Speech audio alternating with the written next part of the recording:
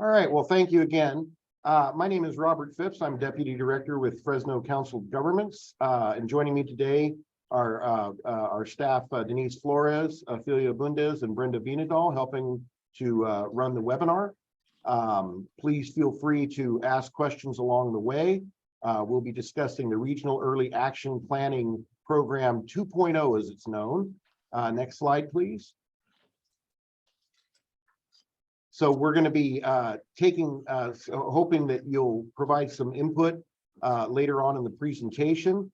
But first, we want to familiarize you with what's going on and with what we have to look forward to here, beginning with kind of the biggest question of all, the $13.6 million, which is the amount that the Fresno region can expect to receive under this program. And with the goal of making progress towards state housing and climate commitments. And this is occurring through what we think is a strengthened partnership among the state, its regions, and local entities. Next slide. So the goal of this program is multifold, actually. Accelerating infill housing, which is considered kind of think in terms of multifamily housing, apartments, townhouses, condominiums in areas that already have significant local infrastructure, sewer, water, roads in those areas that are already kind of developed up. Reducing vehicle miles traveled, so or what we call VMT. This is the notion of getting people out of their cars, not taking every trip by car, and specifically the single occupant driver only trips that are so prevalent in California, to do more bicycling, walking, using transit, increasing housing supplies at all affordability levels, affirmatively furthering fair housing, which in this case is the idea of proactively ensuring that a range of housing types and affordability types are available throughout our region, and in terms of meeting the needs of all of our demographics. And then finally, to help implement adopted regional plans and local plans that help achieve these goals. So again, kind of the twofold goal and requirement to meet affordable housing goals while simultaneously meeting vehicle miles traveled, reducing the VMT. Next slide, please. So a little bit of background. This program was established as part of the budget in 2021, what is known as the California Comeback Plan under AB 140. And it builds on what is now called REAP 1.0, whose focus was primarily on housing planning efforts. So the difference being that REAP 2.0 expands that concept to include both housing and, very importantly, implementation. And so this funding, unlike the original REAP funding, can actually be used to construct. And when we say construct, we're talking about the potential for construction on multiple different levels, both in terms of housing, infrastructure, perhaps transit improvements. There's a very wide range of eligible uses. Next slide, please. So we're looking at a total of $510 million statewide. About 13 million of that coming into Fresno County. At the beginning, I mentioned 13.6 million. We'll talk a little bit more about this later. Fresno COG has already applied for $600,000 of that for its public outreach process. We have yet to receive that funding, but we're going ahead with the public outreach anyway.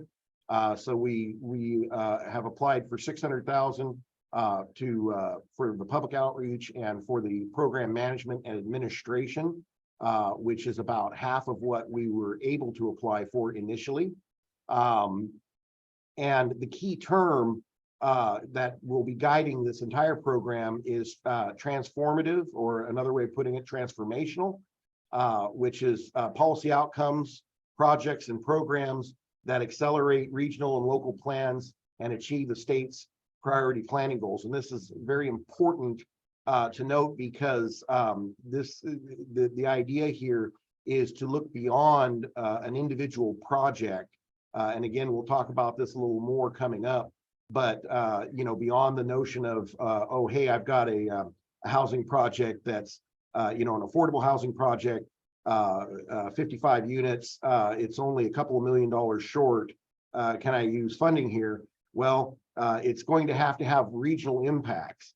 And that's going to be key because what you're helping us do today and going forward is to design the metrics, the methodology, and you know, that will go into our guidelines and ultimately into the application that will consider the various projects that are submitted for funding. You know, again, tying together all of these goals, hopefully achieving multiple ends all at once. Next slide, please. So again, the REAP objectives: accelerating that infill development that improves housing supply, choice, and affordability, affirmatively furthering fair housing, and reducing VMT. These are all working in lockstep with one another. The goal being to achieve each or all of them together simultaneously, as opposed to focusing on one or another. So that is how we anticipate projects to be judged in terms of their ability to do all of these things. Next, please. So our program partners, unlike REAP 1.0, which was administered entirely by the California Department of Housing and Community Development, REAP 2.0, actually, we have 4 different state agencies that have taken part in putting together the guidelines under which we're operating. HCD, of course, remaining as kind of the lead partner in this, administering the program and distributing the funding, but supported by the Governor's Office of Planning and Research, the California Strategic Growth Council, and the Air Resources Board. So again, all of them working together collaboratively and cooperatively to develop the guidelines, to review the applications, to review the projects, and sign off on what we submit. It is important to note that this process fundamentally is a ministerial process. It's designed as ministerial, meaning that as long as we achieve the goals, as long as our partners agree that we achieve the goals through our project submittals that they are intending through the guidelines, then we are entitled to the funds. This is not a competitive process where, for example, we're competing against the Bay Area or Southern California for a share of money. This is funding that statutorily we're entitled to as long as we meet the requirements. Going forward. So eligible uses, we talk about technical assistance, administrative costs, outreach engagement activities. These are activities very similar to what we saw in general with REAP 1.0 as well. The difference being on the right-hand side of the column here, the accelerating infill development that improves housing supply, choice, affordability through planning, programming services, and most importantly, capital expenditures. Again, that's the big difference between REAP 1 and REAP 2 is the potential to use funding for capital expenditures. Realizing multimodal communities through programs, plans, and implementation actions, shifting travel behavior by reducing driving through programs, ordinances, funds, etc., and increasing transit ridership through funding, implementation, actions, and planning. So for those of you who may not be familiar, Fresno Council of Governments is a regional transportation planning agency whose responsibility is to provide a blueprint, if you will, of our transportation network on a long range basis, 20 to 25 years going forward in the future. Our expertise historically has not been in housing, although we have been involved more recently in terms of the connection that is become clear between how housing and its placement, land use, affects transportation and transportation choices and options, you know, and how housing options affect our transportation network. And so that is how it's through that connection, that connectedness, that Fresno COG and other regional agencies like us have become involved with housing more and more, and are responsible for administering this funding going forward.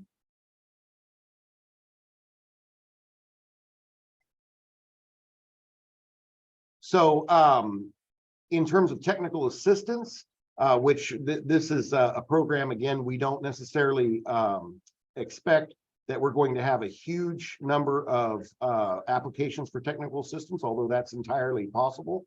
It may be broad, but must meet all the REAP 2.0 objectives. Again, you know, that kind of big trifecta, that is the combination of housing, you know, furthering affordable housing, and also reducing vehicle miles traveled.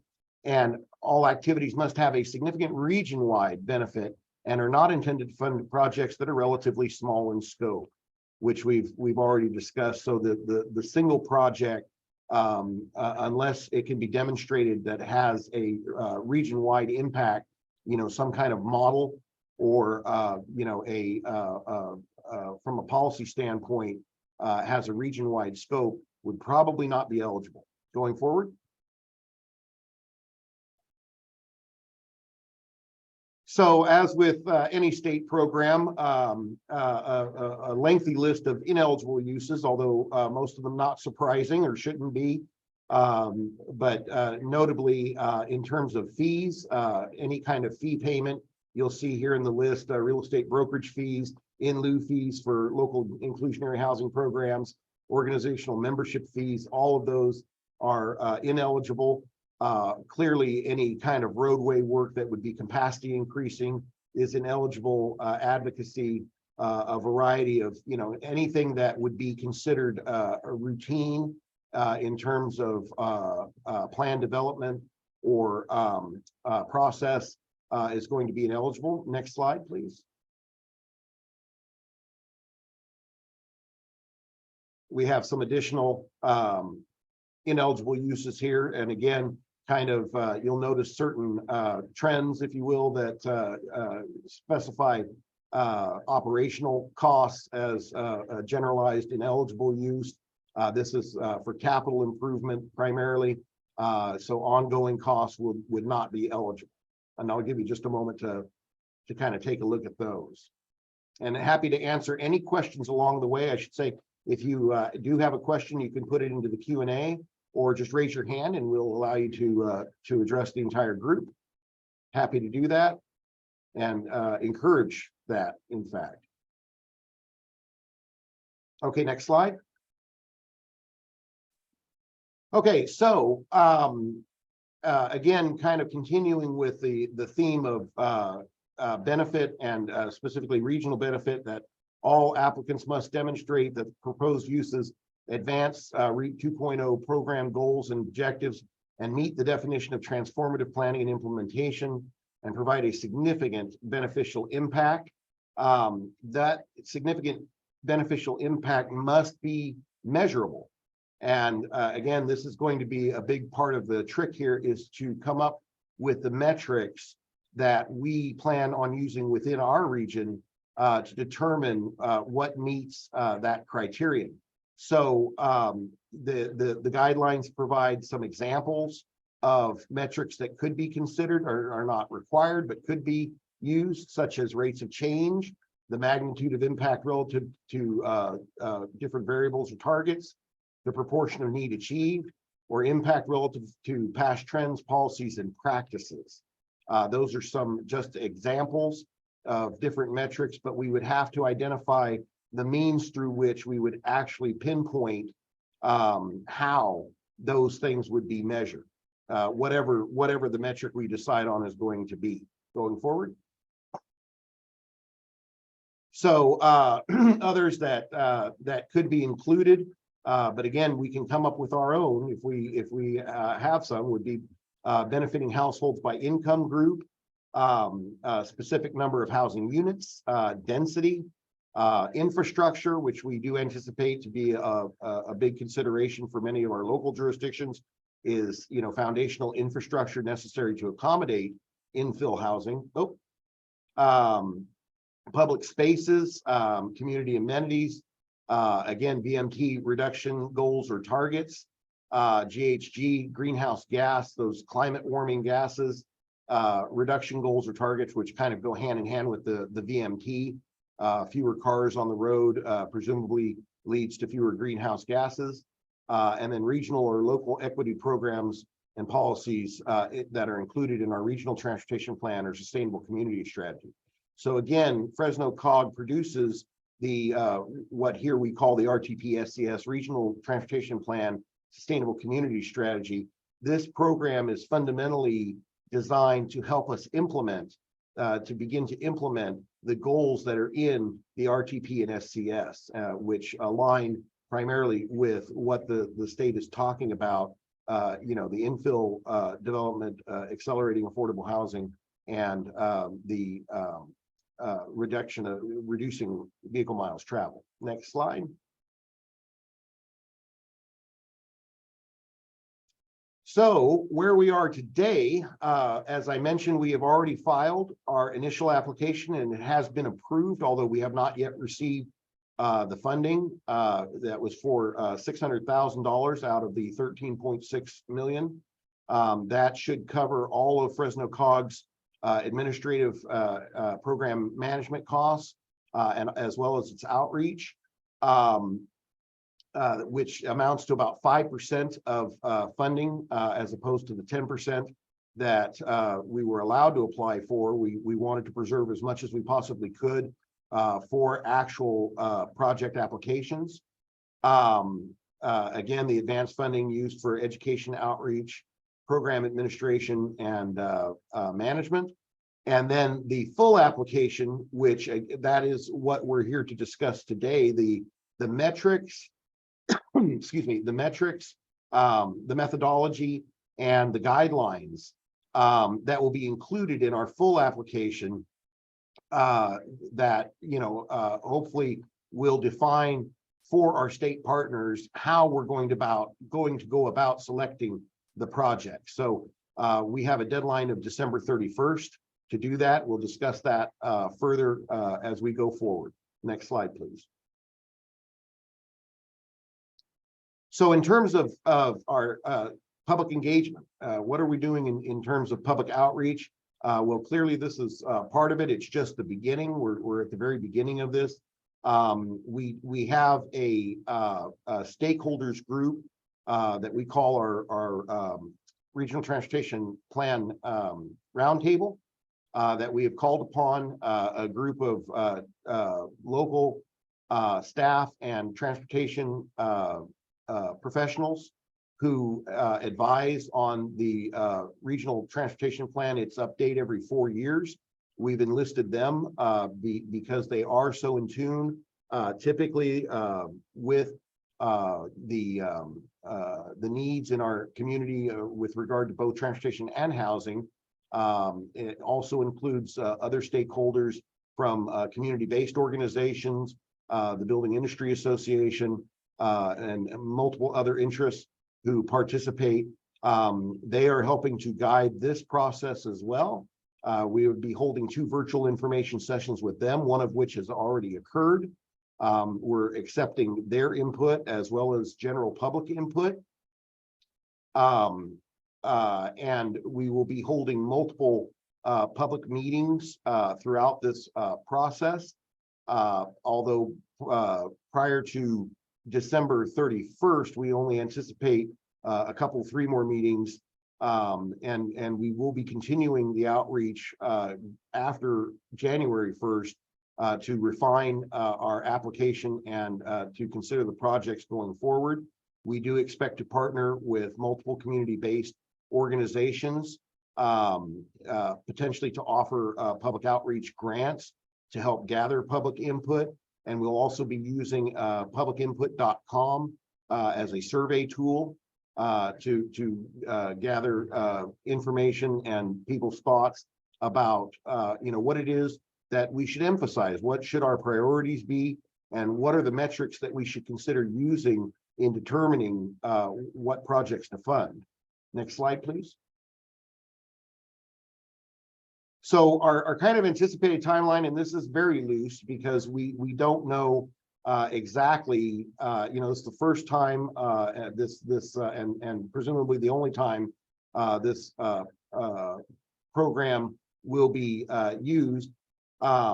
As I mentioned, we have already filed the initial application and revised it in October. The full application due December 31st, as I mentioned. We do anticipate that there's going to be revisions requested as a result of that full application. So that's going to take us probably into at least the early spring of next year. And then hopefully by the middle spring, somewhere in that middle to late spring, that we would have projects selected. The applications will have gone out and project applications will have come back.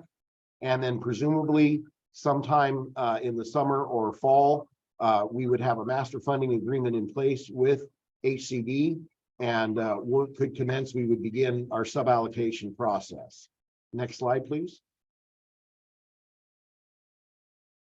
So it's kind of important to talk about, because our sister agencies, everybody in the planning world has been talking about this funding for a little while now. In developing our initial application, in talking with our sister agencies and other professional groups, and with our state partners, here are some of the lessons that we've learned so far. That the attention that we should be concentrating on is a combination of affordable housing and reduced VMT, as I've already mentioned. That we should not lean too far in one direction or the other. That the idea is to achieve both. That represents kind of the ideal project application here is those projects that would be able to demonstrate achievement of both goals. That we should probably err if there's a question of how much to put toward implementation versus planning, that we should err on the side of implementation. Again, REAP 1.0 was really more about planning. That funding has largely been distributed already, or is in the process of being used now. This is a completely new budget, new program. And so, the advice to us from our state agencies was you definitely want to be looking more at implementation generally than planning, although planning can certainly be a consideration. Not to say that planning is omitted, but that the state partners would probably look more favorably on implementation versus planning, actual construction of something. Transformational being the key term. Again, that we've received assurances of wide flexibility of what transformational can mean, what kind of projects could be funded, as long as it's within the framework of the state goals. And as usual, the state reviewers would be looking for creativity and the biggest bang for the buck. So I thought it was important to note from our sister agency in Santa Barbara, the Santa Barbara County Association of Governments, or SBCAG as we call it, this comment that they received when they filed their application with their methodology, their proposed methodology and metrics, that the call for projects appears to allow for the funding of production of housing units, which is not the intention of this program, which is to fund areas, not individual projects or gap financing, unless some other things can be demonstrated, such as significant beneficial impacts. Excuse me. So again, that's why I have tried to reiterate this point that having a project that is simply, no question the project's a good project, but the fact that it's $1 million short of being able to go to construction is not in and of itself going to be make it eligible for REAP 2.0 funding. There's going to be a lot of other hurdles to address before that can happen. Next slide, please.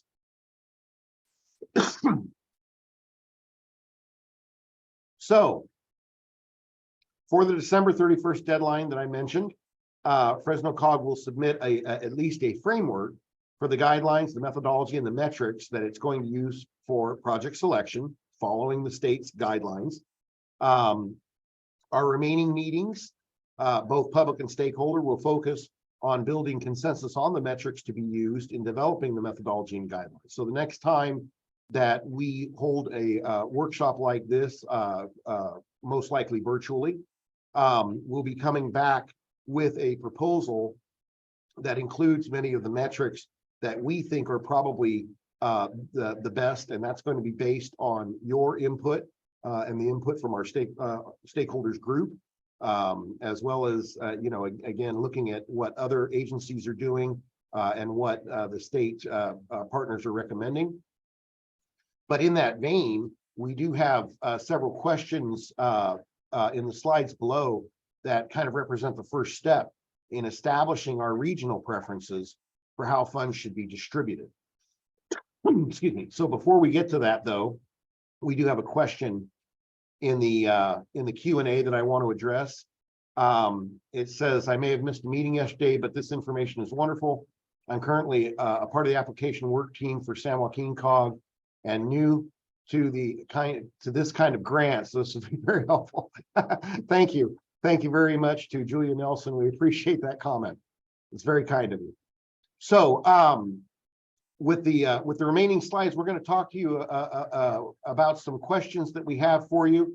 Hopefully get a dialogue going, but we also have a polling process that we can call on if people are feeling shy.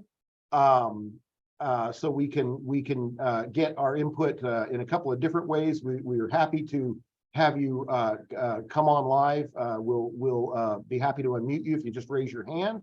Or again, if you want to put a question or a comment in the Q&A, happy to do that too. Here's another one. This is just for Fresno County. In this case, yes, that the answer to that question is yes. This particular issue is only regarding, or this particular presentation relates only to Fresno County. To be clear, each county or each region is receiving its own separate pot of REAP 2.0 money that is basically on a pro rata basis, that is to say by population. So not no two counties are going to receive the same amount of money. And again, kind of a ministerial process. As long as we fulfill the requirements, we're entitled to the funds under the statutes. So with that, let's go ahead and go on to the first question. So again, we talked about the money can be spent two different ways. I did mention that the state has talked about erring on the side of implementation, but that does not mean that we have to spend exclusively on implementation. And so in terms of needs, what do you think our community's needs are? Do we need more planning work? Do we need to lay the groundwork for implementation? Is that what we require, before we actually begin to build anything? We're more than happy to consider that notion. And so the question before you is, we have a couple of different ways that we could spend the money. What activities do you think, where should we concentrate our attention? Should it be on regional and local plans that help achieve those program goals? Would it be the implementation, paying for projects to be built? Or would it be a split of both? And if so, what would that split be, in your opinion? Happy to take any comments on this. Anybody want to raise their hand and chime in? Okay, very good. We have Holly Owen. By all means, Holly. Hi, how are you? This is Holly from the city of Kingsburg.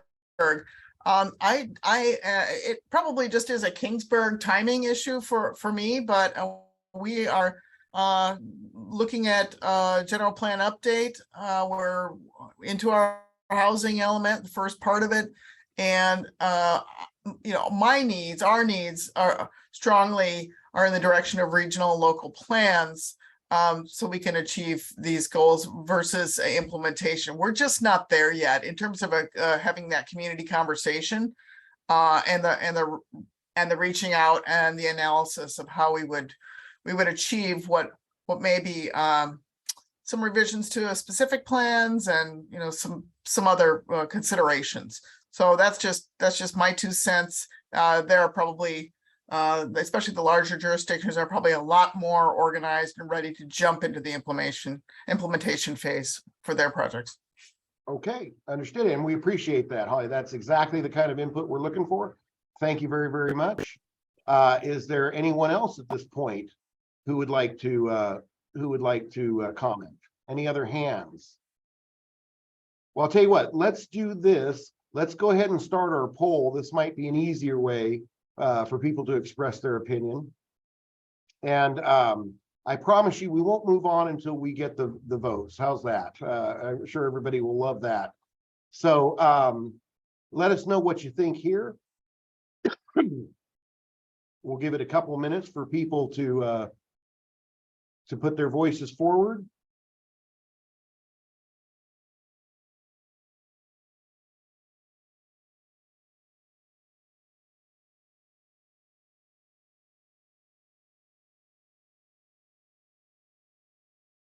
Okay, we've got 8 votes so far, just looking for a few more.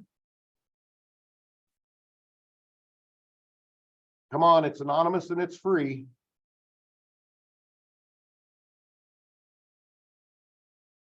All right. We'll give it a few more seconds. Okay, so why don't we go ahead and end the poll on this one. So we have a slight majority, just a bare majority, kind of 4-3-2 here in terms of order, just a bare advantage for implementation over both planning and implementation, and then planning rounding it out. So we will absolutely keep that in mind. And why don't we go ahead forward to the next question? And again, this is a discussion, folks. Please, by all means, feel free to raise your hand and we'll unmute you. Happy to have a conversation about any of these issues or any other REAP-related issue you'd like. So which of the following would you like to see the state funds used for? We do ask that you limit your choices to 1 or 2. Any thoughts on this? Making existing communities, neighborhoods more compact to increase housing supply choice and affordability, creating more walkable and bikeable communities, developing programs that enable activities with less driving, or building accessible, reliable, and connected transit systems. Okay. Oh, Evelyn, I do see a message from Evelyn. We do have one less person taking the polls from MCTC from Madera County, our sister agency in Madera. So welcome, Evelyn, and completely understand. Thank you for letting us know that. So any thoughts on this question? Any comments, anecdotes? Anybody want to talk about what's going on in their own communities? All right, failing that, we'll go ahead and launch the poll. We're going to get our answers one way or another, folks.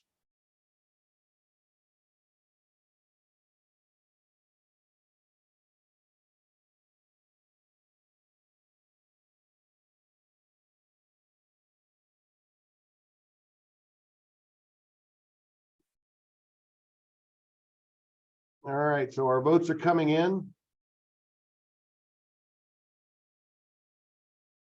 Hopefully faster than our election day results. All right, so we've reached the 9 that we had in the last question. So I think that's going to be about what we can get. We can end the poll, and you can see, I think, for yourselves. Making existing communities and neighborhoods more compact. And then in second place, building accessible, reliable, and connected transit systems, followed along by developing programs that enable more activities with less driving and creating walkable and bikeable communities.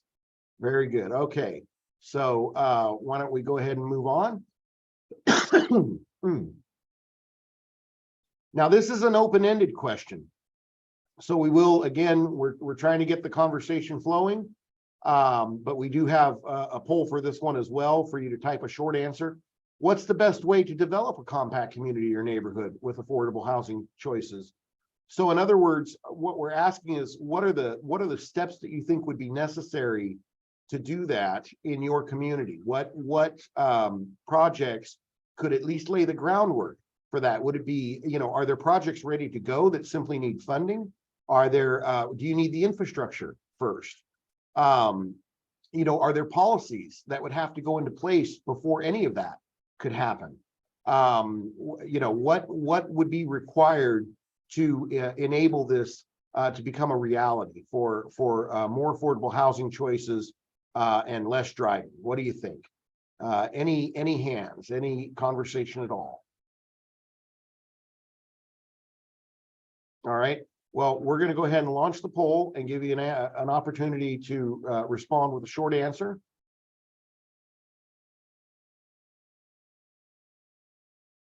So please, we do ask that you give us your opinion on this. We are looking for the input. This is going to be vital for our application to the state. We want to make sure that everybody's voice is heard.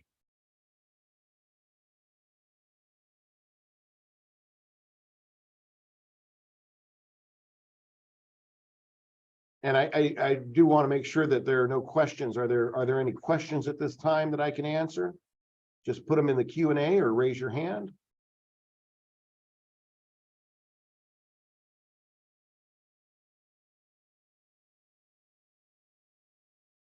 Okay.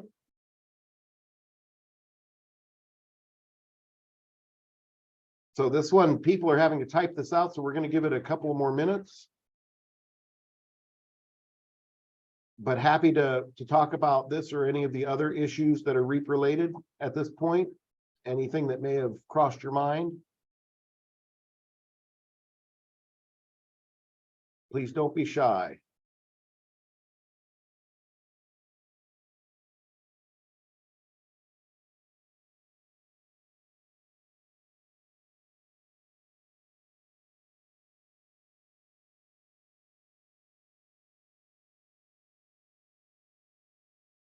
Okay, we'll just give it just a couple of more seconds. We're getting up there in our responses. Thank you very much for participating. I think 8's about as good as we're going to do, so why don't we go ahead and close the poll. Can we show some of the responses, Denise?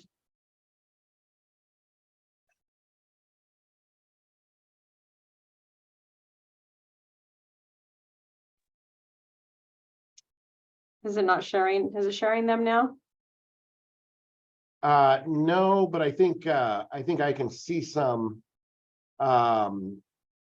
It's not exactly sharing with everybody, but I can answer some of it. We have some of the responses include allow for mixed land use and mixed residential products within existing communities, right? And that's certainly part of the infill development concept. One response out of San Joaquin County to improvements in infrastructure that would allow for the infill development. Yes, we're very aware of that. We have the same issue, I think, probably throughout the entire San Joaquin Valley. Sidewalks, sewer, water lines, absolutely. Establishing density standards. Yeah, so this is a very savvy group. You all know what you're talking about. And that's been our experience so far. We're glad to have you here. Thank you for coming. More tiny home communities. That's a very good response. That a lot of people aren't familiar with the tiny home concepts, or what are also known as accessory dwelling units, or ADUs. Not just for emergency sheltering, but for singles, couples, families that can't afford rental or housing costs. Absolutely, that is certainly part of the equation, and it's something that we focused a lot of attention on with REAP 1.0 rather. So if you're not familiar with, I should mention, drop a little recommendation for REAP 1.0. If you're unaware of our efforts with REAP 1.0, I encourage you to go to sjvcogs.org. Maybe someone would put this in the chat for me. sjvcogs.org/REAP. You'll find a number of resources that are have valley-wide, San Joaquin Valley-wide applicability. And of course, each county within the valley has its own REAP 1 share of funding that it's working with. But we also have a valley-wide program that Fresno COG is administering as well. And we've had several products come out of that, including a lot of information about ADUs. Allow for increased allowable density, less funding for car-centric infrastructure, and more for walking, biking. Very good. Again, kind of a policy-related concept, so we keep that in mind. Improve public transportation, including expanded routes to metro centers from rural areas. So yeah, that's a definite need, right? Is to keep our rural neighbors in mind, to have access to services and retail and job opportunities. Zoning with specific design criteria. Very good. Build the grid into code 2. Allow more housing types in all zoning. Absolutely. And we've seen the legislature, as I'm sure many of you are familiar, we've seen the legislature move considerably in that direction just within the past couple of years. On that San Joaquin Valley REAP website, you'll find a summary of all the housing legislation within the 5 years that discusses that issue in particular. Train up neighborhood scale developers, make it easy to build infill and promote transit and micro mobility. Outstanding, thank you. Allow many different options for housing types, multifamily, ADUs, tiny homes, single family, etc. There shouldn't be any barriers to creating any type of housing. Thank you very much for all that input. Yes, that's exactly the kind of thing we're looking for. Let's go ahead and stop sharing right now. And we're going to move on. Go to the next question. Okay, so this one, let's go ahead and close that. So this next question also open-ended. If you would specify any other eligible uses or programs that meet the REAP 2.0 goals and objectives that you'd like in your community. In other words, is there anything that we're missing? You heard some of the responses, very, very thorough, exactly the kinds of ideas and concepts that this program was designed for. So happy to understand that our stakeholders are getting it. They understand what we're talking about, but perhaps we're not hitting everything. So are there any ideas that we haven't discussed? Anything that we're missing? I'm happy to have a show of hands and get the conversation going. And we can also put this question to our poll, right, Denise? We've got that.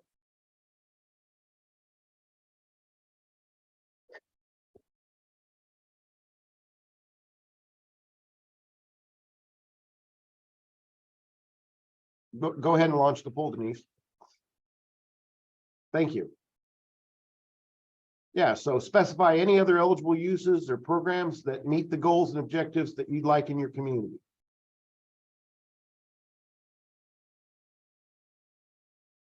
And we'll give you a couple minutes because we know this one is another open-ended question. Give you some time to think about that.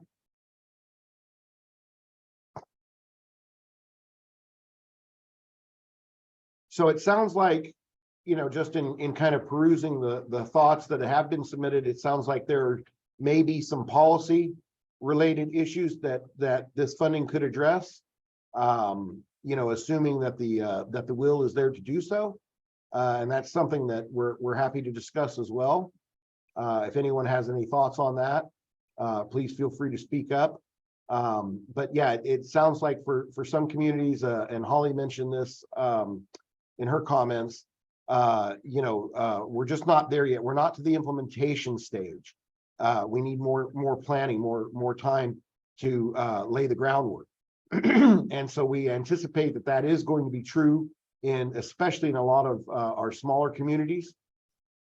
So that's something that we're definitely going to be thinking about and hopes to see some applications for.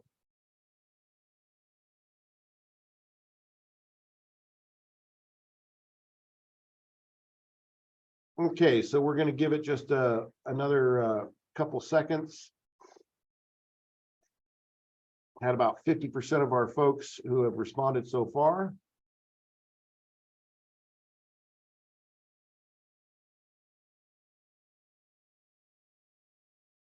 Going once, we're kind of stuck here at 6 out of 12, so we're gonna start to call it. Going once, going twice. All right, it jumped up to 8. Thank you, folks. So let's go ahead and call it. Had 8 of 12 participate. And let's see if we can get some of the comments here. What other eligible uses? Now, this is really funny. The number one, the first response to this question was pocket parks. That's also the first response we got to this question last night during the first public session we had on this, the exact same term, pocket parks. So basically more recreational space that is, not necessarily a full-blown park as you might imagine it, but, just maybe a single parcel, small parcel between homes, something, but where people can get out and walk their dogs. Kids could go out and play, throw a ball around. Very good idea. Creation of an extremely low housing or emergency shelters that don't necessarily increase transportation needs. Of course, absolutely. And we do see more and more demand for that. More people housed could mean more demand for transit. Understood. Plan updates. Solar and clean energy program expense costs. There we go. That's a new one. Very good idea. We haven't seen that one before. So please tell us more about that. Infrastructure along transit corridors. Absolutely. Pre-approved plans for missing middle housing. That missing middle housing, that elusive kind of, again, the types of housing we're talking about. Not exactly a rental, but maybe not the single family home that we're all used to. That would be more like a condominium, for example, something that a person could purchase, but is not necessarily the full single family home on, the 5,000 acre, 5,000 square foot or 10,000 square foot lot that is very typical of our subdivisions here in the Valley. Small scale developer training forum. There we go. That's been repeated now a couple of times. Enhancement to transit service and stops. Again, an eligible activity, and we will be looking at that. More planning and policy crafting, okay, and strengthen regional transit networks and regional biking and walking paths. Right, and we've begun to see this in particular with the Golden State Avenue project that spans multiple of our rural communities, the improvement project that the county is the lead on right now. There was a trails component to that I think is still under consideration, that again would span multiple communities. So hopefully that does come to pass, because that is also a part of this equation. So thank you again very much for the input. We will be including all of this in our applications. Okay, next slide. If you would give us your home zip code, just so that we can report where the input is coming from, we would appreciate it. We won't need to necessarily share this. But we are very interested in who's attending, where you're from generally. And again, something that we can use to inform our final application.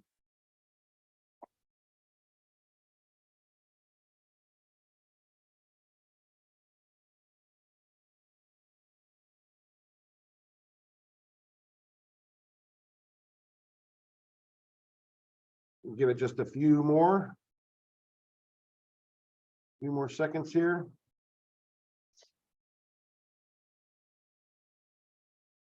I know that we do have a couple of people from outside the area, and as far as I'm concerned, that's fine. We're happy to take credit for you too, San Joaquin and Madera. Thanks for joining. Okay, we're going to go ahead and wrap that one up. And next slide, please. Okay, so the next step in our process, again, we sure appreciate your participation, and do interrupt me with any questions or thoughts that come to mind.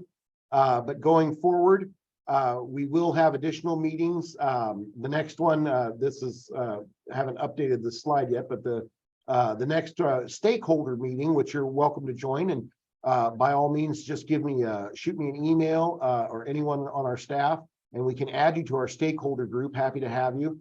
Will be December 7th. That's when we're hoping to have a draft version of our methodology. Again, the kind of the metrics that we're considering. But for the public, for the general public meeting, which includes this meeting, our next two public sessions will be on December 13th and December 14th, back to back, just as these two were last night and this afternoon. And so all of these sessions, of course, being posted on Facebook, on our Fresno COG's Facebook and Yahoo pages, and advertised on its social media accounts. So with that, next slide. Or last slide, and I bid you thank you so very much for attending once again. My name is Robert Phipps. Again, if you would like to be on our mailing list, or if you would like to join our stakeholders group, by all means, just shoot us an email. We'll add you to that list. rphipps@fresnocog.org, or you can email any of our staff, and we'll certainly get the word. Happy, before we bid you adieu, to take any final questions or comments that you may have. Just raise your hand or put it in the Q&A. We do have one comment in the Q&A. Thank you very much. I'd like to be added to the email list to stay informed on REAP updates. Okay, Casey, if you'll just shoot me an email. I don't have your email address. I'd be happy to do that.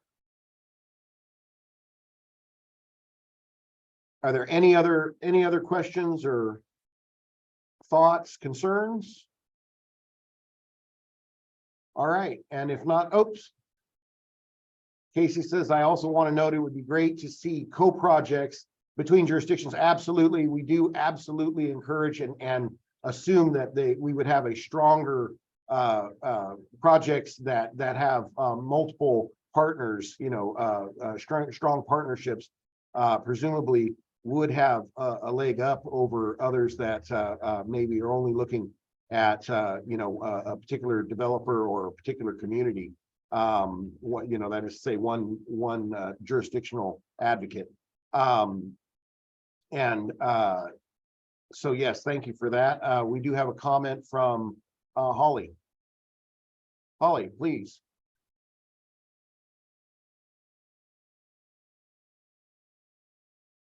Holly? Yeah, thank There you. you go. Sorry about Yeah. that. I appreciate the time here. I'm coming late to this. I was just hired a year ago, and unfortunately we missed the REAP 1.0 opportunities. So I'm scrambling a little bit to see if there's anything that will fit for us. And I appreciate your guidance and your patience on that. Oh, of course. Yeah. So Holly, just get with me. You know how to reach me. Yes. Get with me if there's anything I can do for you. But I Thank you. really can't emphasize that webpage. Did we get that into the? Oh, we don't have a chat, do we, on this? So I don't know if we want to put it in the Q&A. I'm gonna. Can we put it in the? I don't know that everybody can see it in the Q&A, Robert. Oh, okay. Um, Okay. I So did get to a couple of people that I was able to answer, but you will receive a follow-up email automatically from this webinar, and I will go ahead and add you to communications list so that when the recording of this meeting is posted and the PowerPoint online, we'll send you a link directly. Very good. Yeah, and but again, I can't emphasize enough that we do have on a valley-wide basis, we are offering technical assistance to all valley jurisdictions, including obviously those in Fresno, but throughout the entire San Joaquin Valley, 62 cities, 8 counties, and resources through the Valley-wide REAP website, which is sjvcogs.org/REAP. And that is the REAP 1 Valley-wide program. So again, REAP 2 more specific to each individual county, but a component of REAP 1 is being conducted on a valley-wide basis. So if there's anything we can do for you there, for our jurisdictions who are both inside and outside of Fresno County, please let us know. And with that, thank you so very much for attending. We appreciate your time and your consideration. Have a great day.